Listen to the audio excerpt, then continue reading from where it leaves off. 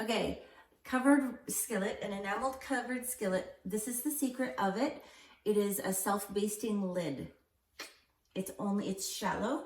And you notice that I'm putting a roast in here. It is a pork roast, so it's a third of that big pork loin that you buy at Costco. I just cut it in thirds. I seasoned it with some salt and some rosemary herb seasoning. That's it. I'm not putting any liquid in here. I'm just putting the lid on and then pop it in the oven, and I'll show you what it looks like in a bit. These are the tools that I use to make life just a little bit easier, the coating trays. So this is just one of them. You see it has feet. So it circulates, air circulates in the fridge. I often will cover it if it's gonna sit in the fridge when it's seasoning. I'll just cover it with a little piece of parchment so it stays, I don't have any meat, raw meat that stuff can touch. And I season it with my, just the salt that I use, as well as our rosemary herb, which is so delicious. It just gives you all the flavors all at once, and they're really high quality, which you always taste. And I'll show you the rest later. So it's been in the oven for 2 hours. Let's take a look at it. You can see that it is starting to brown. The juice, there's some juices in here. There's some splash on the sides. Let me show you that a little closer. There you go. You can see how it's starting to brown inside the pan, but it's not brown yet. And when I check the temperature, let's see.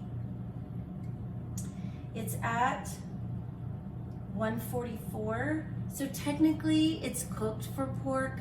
However, we're gonna cook it a little bit longer so that it's browner, it has more flavor, and we can make a beautiful gravy. All right, it's 3 hours. Let's take a look. It's starting to look like it's got some nice color. Let me show you up close. There you go. So that juice in the bottom and the color on the sides is actually right here. That's what's gonna give us a flavor to make our gravy. Let's just double check the temperature. What we are looking for is for it to insert and be tender, which it is. So it's at 195 degrees, so it is really nice and tender. And I'm going to make a little sauce. I'll show you how I do that. There's a little tip as well. Because we want to rest the meat before we cut it, we want it to rest at a place where it's not sitting in liquid and there's some airflow, so to keep as much of the liquid inside the roast as possible. So I'm gonna just put it over here on a cooling rack on top of my wood cutting board, which has a groove around it. So any juices that do escape, it will get caught there and it won't make a mess on my counter. So we could tent it. I am going to just cut it shortly, so I'm not going to worry about that. You can see, I don't know if you can see, yes you can. There is some steam coming off of there right now. So again, you just want it to kind of cool off and keep the juices inside. So to make a gravy, I'm just going to grab my sauce whisk, which I love this tool. And I'm going to get some of the,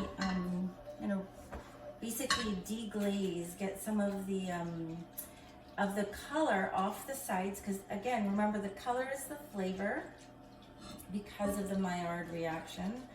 That's why it tastes good. And then what we're going to do is we're just going to add some more liquid. So if you have some chicken stock, any kind of stock, beef stock, mushroom stock, stuff that you've made, it's boxed, whatever you have, pan drippings from other things, a little white wine, and I have thickened mine with a little bit of flour. So I'm gonna pour this in now, and then, oopsie, some of the flour is stuck in the bottom here. Didn't do that great of a job. All right, and then I'm just going to whisk it until it is thickened, and that will be my pan sauce. Remember that everything that you put in here wants to have flavor so that your end result tastes good. And so whatever your favorite things are to do that, this is what I'm doing. So I'm just gonna give it a minute and whisk as it, oops. And I'll whisk until it is all thick, and then that will be my sauce.